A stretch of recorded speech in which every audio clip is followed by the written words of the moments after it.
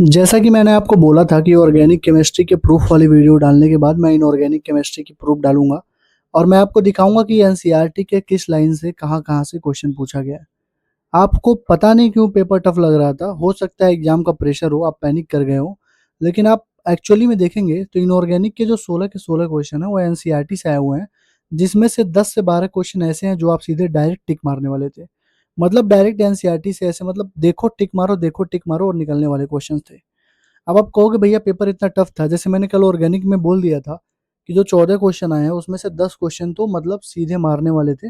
मतलब हल्का सा अगर तुम सोचते तो टिक मार के निकल जाते। तो बहुत सारे बच्चे वहाँ पे नेगेटिव कमेंट कर रहे थे कि तुमने दिया क्या पेपर, तुमने दिया क्या पेपर। तो भाई बिना पेपर दिए कोई यहाँ पे नहीं पहुंचा है, ठीक है। और तुमको अगर डिलुलू में जीना है, डिल्यूजन की दुनिया में जीना है तो तुम जियो, कोई दिक्कत नहीं है, तुम्हारी बटरिंग में नहीं करूंगा। जो सच्चाई है मैं तुम्हें वही बता रहा हूँ। अगर सच में अगर इतना टफ हो गया होता तो सबके लिए हुआ होता। मतलब देख रहे हो कितने सारे कोचिंग ने 680, 685, 700 प्लस 20 बच्चे का राउंड है। 680, 652, 685 बच्चे कहाँ से ही इन्होंने नहीं पढ़ाई करी है क्या? इन्होंने भी तो वही पढ़ा है एनसीईआरटी। इन्होंने कैसे सॉल्व कर दिया, तुम नहीं कर पाए? तो तुम ये बोल सकते हो कि जैसे देखो इस बार हुआ क्या है, बायोलॉजी एकदम इजी थी, 30 मिनट में कर लिया। अब बच्चों ने डेढ़ डेढ़ घंटे का टाइम दिया है केमिस्ट्री पे। अब केमिस्ट्री में 1.5 घंटे का टाइम देने का मतलब समझ रहे हो? 3-4 क्वेश्चन फिजिकल में टफ था, 5 क्वेश्चन मान लो, 2-3 क्वेश्चन ऑर्गेनिक में और 1 आध 2 क्वेश्चन इनऑर्गेनिक में। टोटल 8 से 9 क्वेश्चन ही टफ थे। टफ क्या मतलब मॉडरेट से टफ थे, जो तुम्हें टफ लग रहे थे। बाकी सारे क्वेश्चन डुएबल थे और बच्चों ने किया भी है। 135 140 नंबर बच्चे आराम से केमिस्ट्री में स्कोर कर रहे हैं, ठीक है। अब तुमको ये बात बुरी लग रही हो, सही लग रही हो, उससे मुझे कोई फर्क नहीं पड़ता, लेकिन जो रियलिटी वही मैं बता रहा हूँ, ठीक है। अभी क्या सीन है, मैं देख रहा हूँ सारे टीचर आके बोल रहे हैं कि बहुत टफ था, बहुत टफ था। एक्चुअल में फिजिक्स लेंदी और टफ थी। केमिस्ट्री में 5-6 क्वेश्चन को छोड़ दो तो मैं नहीं मानता हूँ कि केमिस्ट्री टफ था, ठीक है। अब तुम्हें बटरिंग करवानी है तो भाई बटरिंग करवाओ।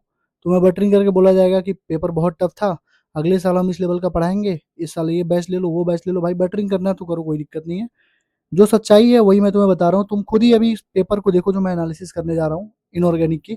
अभी तुम्हें खुद ही दिखेगा कि मैं सही बोल रहा हूँ कि गलत बोल रहा हूँ। चलो ठीक है, देखते हैं। Hello everyone, myself Avinash Madeshiya, currently pursuing MBBS from PGI Azamgarh. आ जाओ देखते हैं। आगे बढ़ने से पहले मैं तुम्हें 2-3 चीजें बता देता हूँ। पहला कि अभी 3-4 जो दल्ले हैं ना, अभी आकर निगेटिव कमेंट करेंगे, पता है क्या बोलेंगे? अभी बोलेंगे मेंटरशिप बेच रहा है। और अभी एक आके बोलेगा कि प्रूफ कर कि पेपर लीक हुआ है। अभी देखना 3-4 दल्ले नीचे आ गए होंगे, ठीक है। उन दल्लों को स्पेशली पैसे देके भेजे जा रहे हैं कि जाके इसके ऊपर निगेटिव कमेंट करो इसके चैनल पे। मतलब अलग ही लेवल का, मतलब अलग ही लेवल की, मैं क्या बोलूँ, ठीक है। अभी इनको मैं सीधा करूँगा, ठीक है। थोड़ा प्रूफ वाली वीडियो दे लूँ मैं 4-5 दिन में।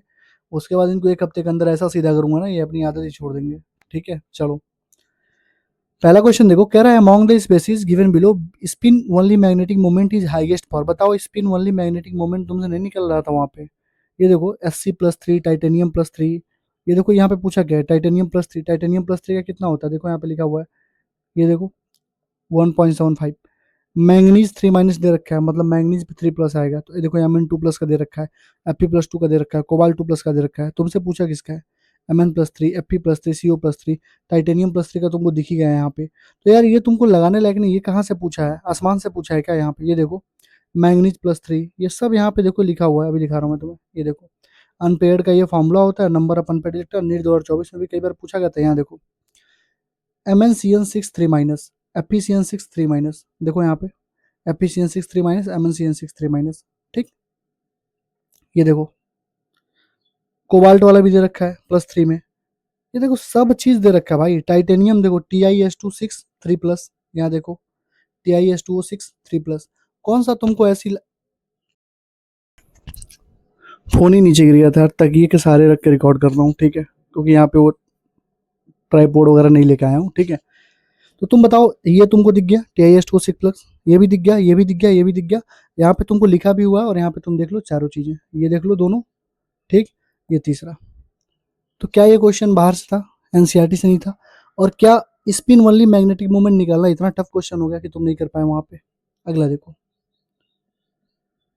कह रहा है कि टेट्रामाइन एक्वाक्लोराइड कोबाल्ट का नाम बताओ क्या होगा, फार्मूला क्या होगा। मैं चिल्ला चिल्ला के बोला हूँ 80 इंपॉर्टेंट टॉपिक वाले बैच में भी, अवतार वाला जो फ्री बैच था वहां पर भी, अवतार के पार्ट 3 में भी, हर जगह जितनी बार मैंने तुमको स्ट्रेटजी वीडियो डाली केमिस्ट्री की, उतनी बार मैंने बोला कि जब भी आईपीएससी और आइसोमेरिज्म जब भी पूछेगा तुमसे कोऑर्डिनेशन में, तो एनसीईआरटी के एग्जांपल्स के बाहर नहीं जाता है कभी। ये देखो टेट्रामाइन एक्वा क्लोराइड कोबाल्ट, ये देखो टेट्रामाइन एक्वा क्लोराइड कोबाल्ट क्लोराइड, क्या नाम होगा इसका, CONH3 H2OCl ट्वाइस। ये देखो, क्या ये क्वेश्चन डुएबल नहीं था? और ये क्या क्वेश्चन एनसीईआरटी में नहीं दे रखा है? एग्जांपल नंबर 5.2 का क्वेश्चन नंबर 1 देखो, tetra ammine aqua chlorido cobalt chloride, यहाँ पर भी देखो tetra ammine aqua chlorido cobalt chloride. ठीक, अगला देखो, कह रहे थे लैंथेनाइड आयन जिसमें 4 अनपेयर्ड इलेक्ट्रॉन हो। क्या ये क्वेश्चन तुमसे डुएबल नहीं था? क्या ये क्वेश्चन तुम नहीं कर पा रहे थे वहां पे? अभी बैठ के करो, अगर तुमको 16 में से 15 क्वेश्चन तुम अभी नहीं सॉल्व कर दोगे तो मुझसे कहना, अभी बैठ के देखो। हो सकता है तुम पैनिक कर गए होगे, मैं मान रहा हूँ, लेकिन तुम अभी बैठ के देखो, अगर नहीं हुआ तुमसे बताओ। क्या तुम नहीं बता पा रहे हो 4 अनपेयर्ड इलेक्ट्रॉन किसमें है? ये देखो होलोनियम +3, Nd+3, सीरियम +3, Tb+3, सबका एटॉमिक नंबर खुद ही दे रखा है। बस तुम्हें क्या करना था, एटॉमिक नंबर लिखना था और 3 घटाना था, 3 घटाना था, 3 घटाना था, 3 घटाना था। देखो जैसे यहाँ पे देखो जीडी दे रखा है, होल्मियम दे रखा है, सीरियम दे रखा है, इनका ये इलेक्ट्रॉनिक कॉन्फ़िगरेशन दे रखा है। जैसे होल्मियम है, इसमें से होल्मियम +3 दे रखा है ना, तो 3 निकाल देंगे, 2 यहाँ से निकालेंगे, यहाँ से कितना बचा, 4f10 बचेगा।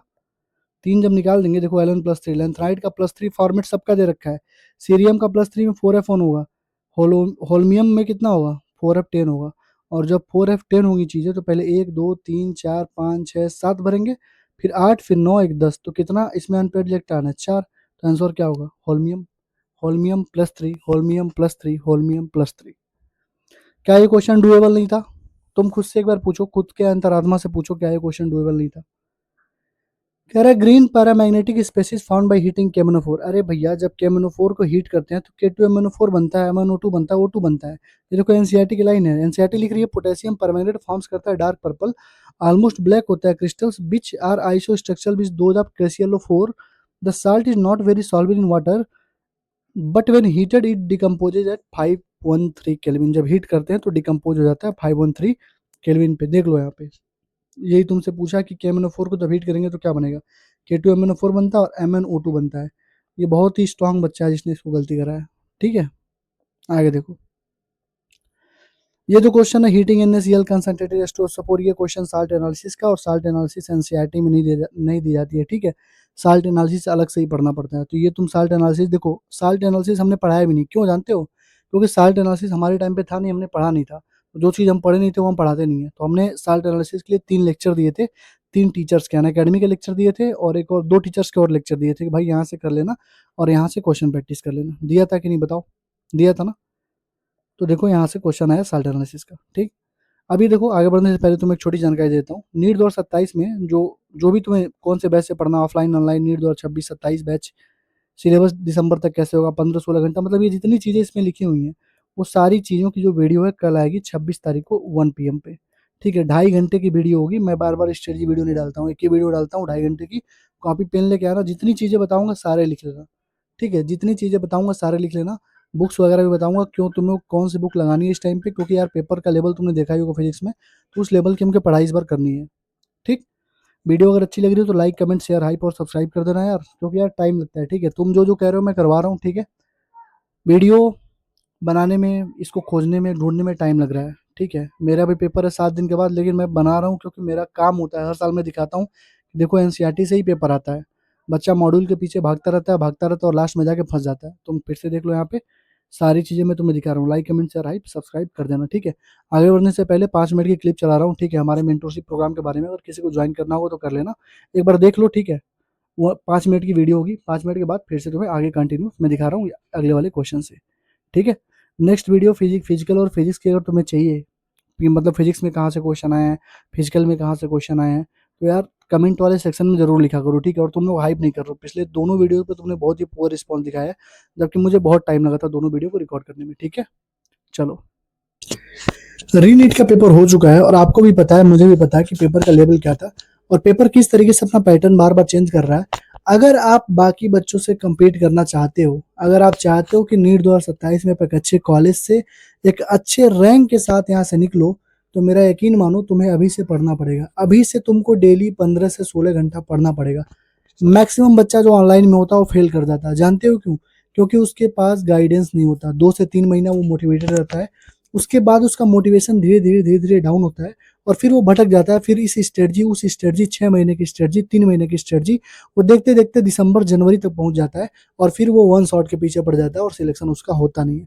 मैं तुम्हें आज अपने एक ऐसे बैच के बारे में बताने जा रहा हूँ जिससे मतलब लगभग लगभग 60 to 70% सिलेक्शन के चांस तुम्हारे बढ़ जाते हैं। 100% गारंटी मैं नहीं लेता हूँ, क्योंकि बच्चा अगर मेरी बात लास्ट तक सुनता है तभी उसका सिलेक्शन होता है। अगर तुम मेरे मेंटोरशिप में आते हो, 6 महीने 7 महीने बढ़िया से पढ़ते हो, फिर मुझे लास्ट के 3 महीने में छोड़ दोगे तो तुम्हारी सिलेक्शन नहीं होगी, तो उसकी गारंटी मेरी नहीं है।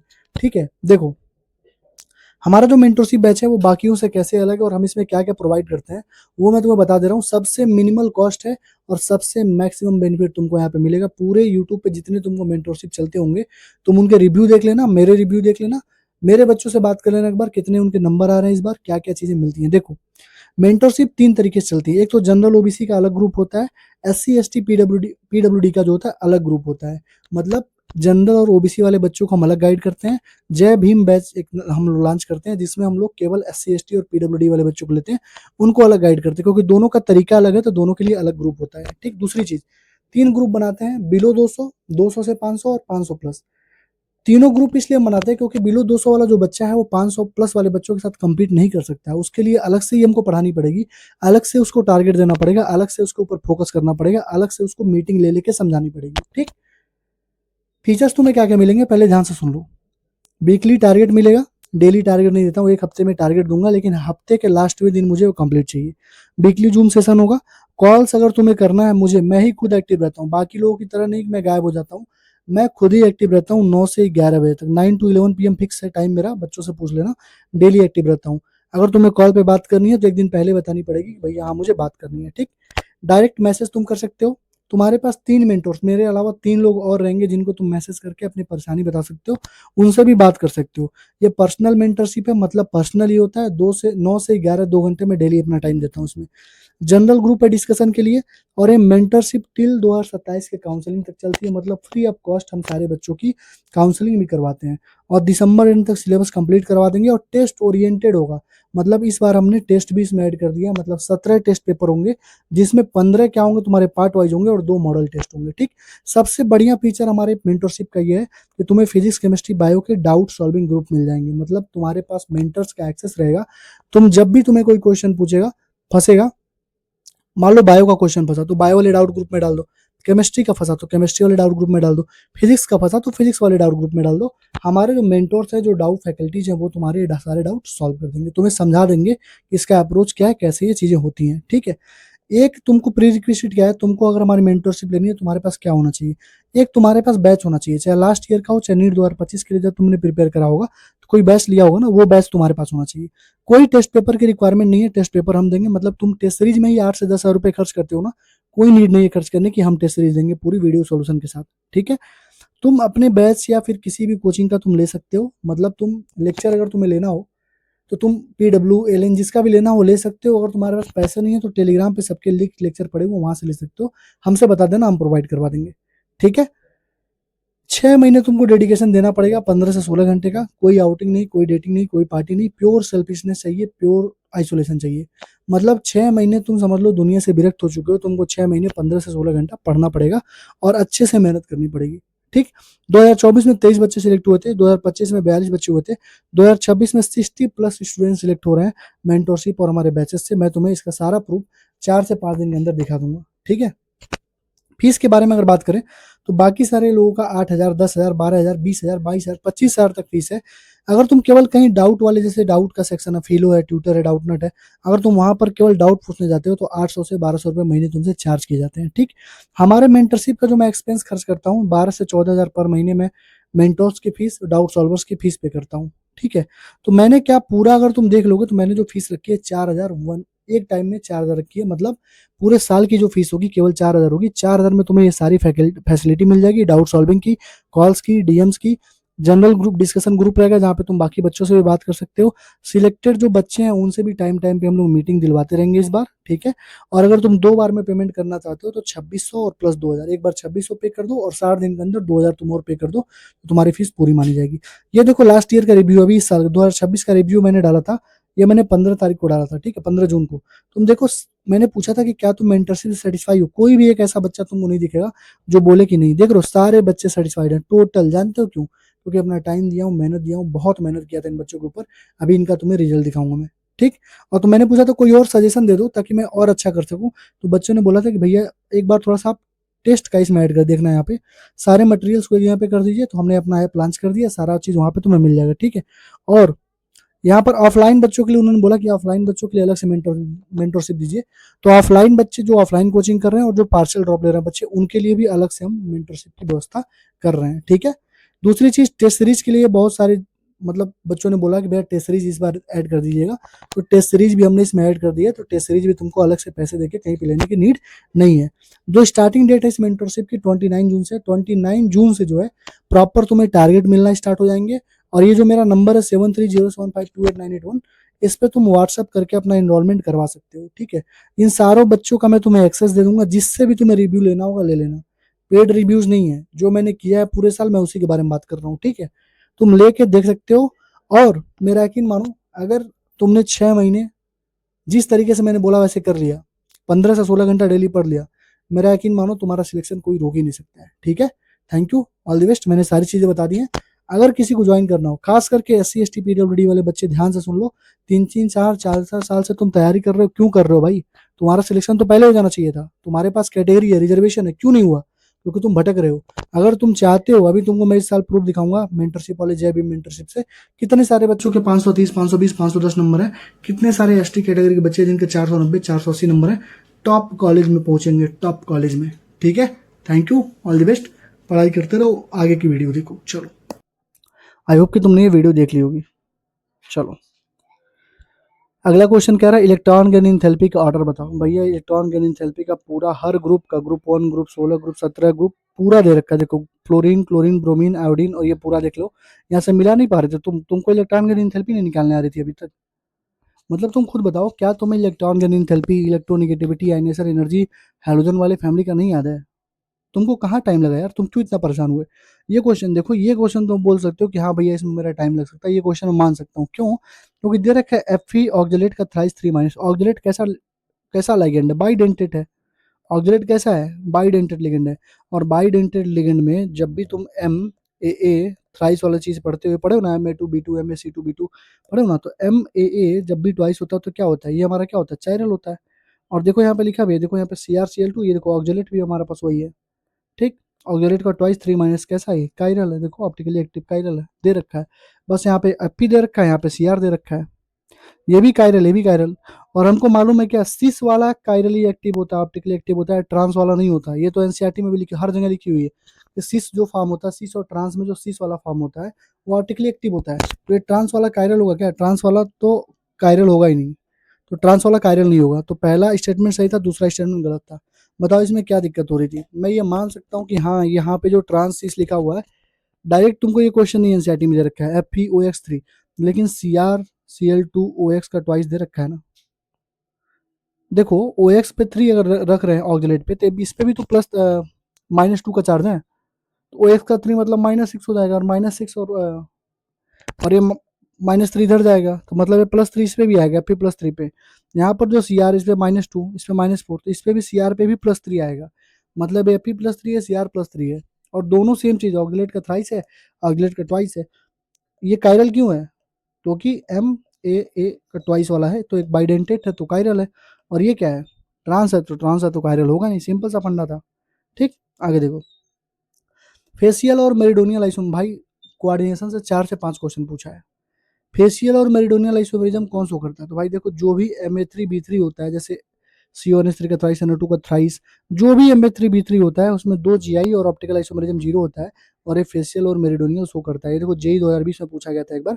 तो जब हम लोग पढ़ा रहे थे ना, तो ये NCERT की जो PDF है, हमारी PDF है, जो हमने पूरा मार्क करवाया हुआ है, कौन सा लाइन से कौन सा क्वेश्चन किस साल में किस एग्जाम में पूछा गया है। तो देखो JEE 2020 में पूछा गया था कि Ma3B3 वाला जो भी रहेगा वो क्या होगा। जैसे देखो यहाँ पे MA3B3, दूसरा ऑप्शन इसका सही है। देखो यहाँ पे लिखा भी है कि another type of geometrical isomerism octahedral coordination में आता है। Ma3B3 होता है, फेशियल और मेरिडोनियल होता है। देख लो, क्या तुमसे नहीं होने वाला था? क्या तुम फेशियल मेरिडोनियल नहीं बता सकते हो? 1:3 का रेशियो किस में होगा इलेक्ट्रोलाइट में? भाई ये पूरा दे रखा है एनसीईआरटी में, CuNH3 का 6 3+3Cl-। देख लो भैया कहाँ पे है, CuNH3 का 6 और Cl3। भाई 1:3 का इलेक्ट्रोलाइट, 1:2 का, 1:1 का, 1:1 का सारा रेशियो एनसीईआरटी पढ़ा रखी है। क्या ये तुमसे नहीं हो रहा था? तुम इसको टफ बोलोगे यार, तुम टफ बोलोगे, रोगे, रो रो के बोलोगे कि भैया टफ है, टफ है। तुम दिमाग तुम्हारा खराब है, तुमने एग्जाम नहीं दिया, हमने दिया। अरे भाई ये तुमको लग रहा नहीं दी, मैं नहीं इसको सॉल्व कर पाता। गजब आदमी। और पोटास, पोटास में देख रहे हो सारे क्वेश्चन, मतलब लाइन से 5-6 क्वेश्चन जो है कोऑर्डिनेशन से दे रखा है। के प्लस और SO4 2- का रेशियो चाहिए, तो KAl SO4 का ट्वाइस दैट 12:2 होता है पोटासियम का। पोटेशियम इसमें 1 है, SO4 का ट्वाइस कितना है, SO4 2- कितना है, 2 है। तो देख लो यार, ठीक। एनसीईआरटी की लाइन है।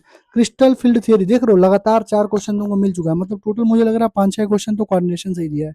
क्रिस्टल फील्ड थियरी में ये क्या होगा भाई, लाइगेंड का स्ट्रेंथ पूछा है, लाइगेंड का स्ट्रेंथ देख लो यार, मिला लो पूरा यहाँ से, ठीक।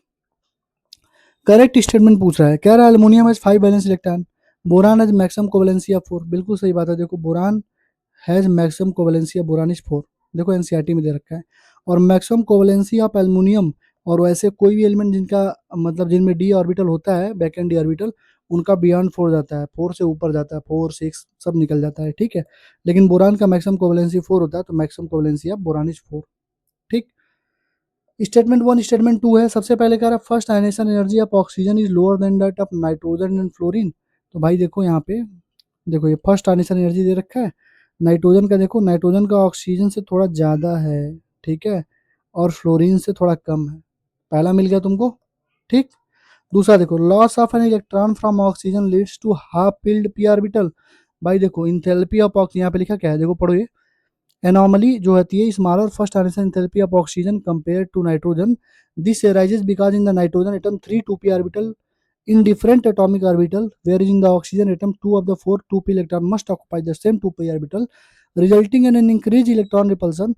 Consequently, it is easier to remove the fourth 2p electron from oxygen than is to remove the 3 2p electron from the nitrogen। मतलब कहने का मतलब ये कह रहा है कि ऑक्सीजन का कितना होता है, hydrogen helium lithium beryllium boron carbon nitrogen 1s2 2s2 2p, hydrogen helium lithium beryllium boron carbon nitrogen oxygen 8 होता है ना, 2p4। तो यही कह रहा है कि एक इलेक्ट्रॉन अगर निकल जाएगा तो भाई 2p3 हो जाएगा, सिंपल सा फंडा है। तो जब हाफ फील्ड हो जाएगा, तो हाफ फील्ड हो जाएगा तो इसकी क्या होगी, आयनेशन एनर्जी बढ़ नहीं जाएगी। आयनेशन एनर्जी जो भी हाफ फील्ड फुल फील्ड वाली होती है, अपने अगल बगल वाले से ज़्यादा होती है, यही तो ये पूरा लाइन लिख रहा है। और यहाँ पे ऑलरेडी इसने दे रखा है, यही पूरा लाइन लिख रहा है, और यहाँ पे ऑलरेडी बहुत गर्मी है यार, और यहाँ पे पूरा ये लिख भी रहा है पूरी चीज़। ये एनसीईआरटी में थी, तुमको नहीं समझ में आ रहा था। ये देखो सेकेंड पीरियड का एक्चुअल आंसर इंथैल्पी भी पूछा हुआ, नीट 2019 में पूछा था, एम्स में पूछा था, तो यहाँ पर भी हम लोगों ने पूरा लिखवा रखा था कि बताओ oxygen has lower delta H than nitrogen and fluorine, देखो यहाँ पे लिख भी रखा है, ठीक है, क्लियर है। चलो आगे देखो, कह रहा है जनरली 3D ट्रांजिशन मेटल है हाई मेल्टिंग पॉइंट, तो देखो यहाँ पे ट्रांजिशन मेटल है very high, very hard and have low volatility, their melting and boiling point are high, NCERT की लाइन है, ठीक। उसके बाद कह रहा है involvement of 3D electron in addition to four s electron in inter atomic metallic bonding, यहाँ पे देखना metallic metallic bonding, inter atomic metallic bonding के बारे में यहाँ पे दे रखा है, ठीक। More energy is to be given, stable bond form होता है, और मेटालिक मेटालिक बॉन्डिंग के बारे में यहाँ पे दे रखा है, उठा के मिला लो, ठीक है, ये क्वेश्चन देख लो, ठीक। आगे देखो, कह रहा है करेक्ट बताओ इसमें से किसका मतलब कौन सा ऑक्सीडेशन नंबर पूछ रहा है, ठीक है, फिजिकल का क्वेश्चन हो गया।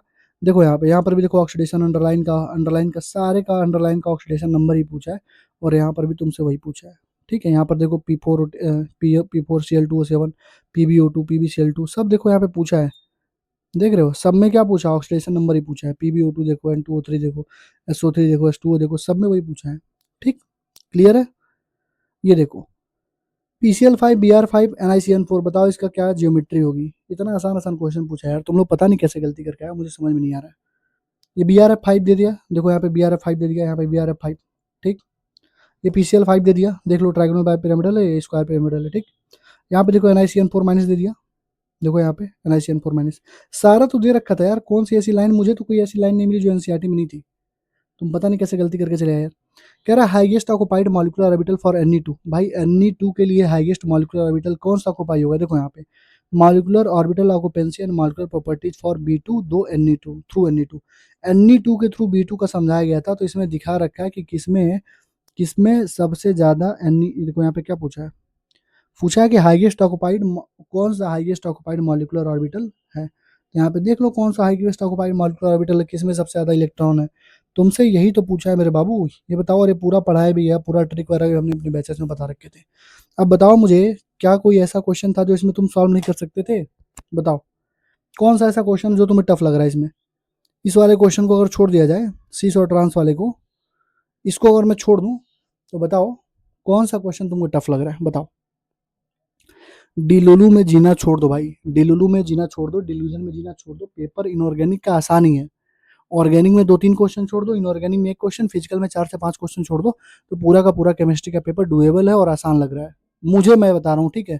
और बच्चों को भी यही लगा है। अगर बच्चा 600 नंबर स्कोर कर रहा है, 590 580 नंबर स्कोर कर रहा है, मतलब उसने केमिस्ट्री में भी बहुत अच्छा परफॉर्म किया है। बायो और केमिस्ट्री में उसने बहुत अच्छा परफॉर्म किया है, केवल उसका फिजिक्स गड़बड़ हुआ है। फिजिक्स में 80 85 100 नंबर तक बच्चा पहुंचा है, समझे। डिलूजन में मत जियो, जो रियलिटी है उसको एक्सेप्ट करो। अब ये सोचो कि 27 में मुझे क्या करना है। 27 में तुम्हें बस एनसीईआरटी ही पढ़नी है। One teacher one book one strategy की वीडियो का लाइक उसको देख लेना, केवल एनसीईआरटी रटो, जितना ज़्यादा रट सकते हो, उसके बाहर कुछ नहीं आता है, ठीक है। Thank you, all the best. Video अगर अच्छी लगी हो तो लाइक कमेंट शेयर कर देना, और किसी को मेंटरशिप ज्वाइन करनी है तो यार कर लो। हम लोग 29 तारीख से स्टार्ट कर रहे हैं, 29 तारीख से स्टार्ट कर देंगे, फिर लगातार दिसंबर तक पूरा सिलेबस ट्राई करेंगे कंप्लीट करवा दें, ठीक है। 3 से 4 महीने पूरा रिवीजन करवा दें, ठीक है। Thank you, all the best.